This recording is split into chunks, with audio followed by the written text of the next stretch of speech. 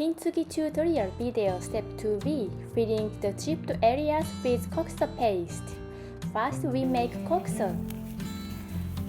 Wear the rubber gloves because we use raw Urushi in this process. To make Kokuso, we need to make Mugi Urushi first. So please watch Step 2 video how to create Mugi Urushi. This is the Mugi Urushi. Then place Mugi Urushi, wood powder, and clay powder as 2 to 1 to 1 in volume on the palette and knead together. First, mix Mugi Urushi and wood powder with spatula. Then, mix the clay powder as well. This is the Kokuso. Fill the chipped area with Kokuso using the bamboo spatula.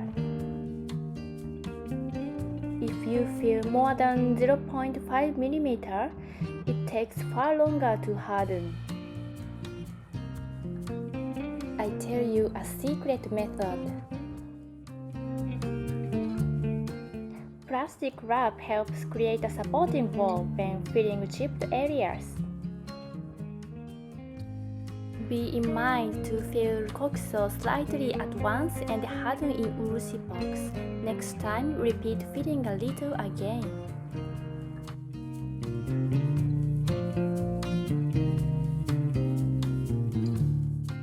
Please leave the item in the Urushi box for at least a day and repeat filling until the chipped areas are completely filled. Actually, Kokuso can be refrigerated for a week. So move Kokuso onto the plastic wrap.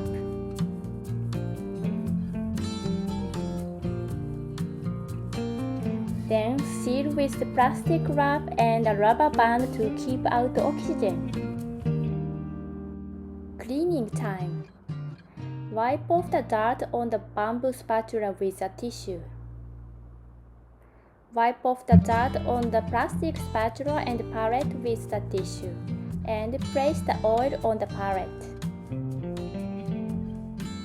Scrape dirt from palette with spatula and oil, and wipe off well with tissue.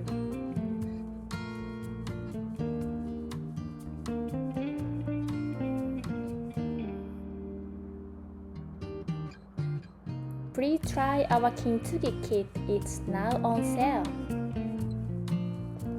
We are not perfect incorporated.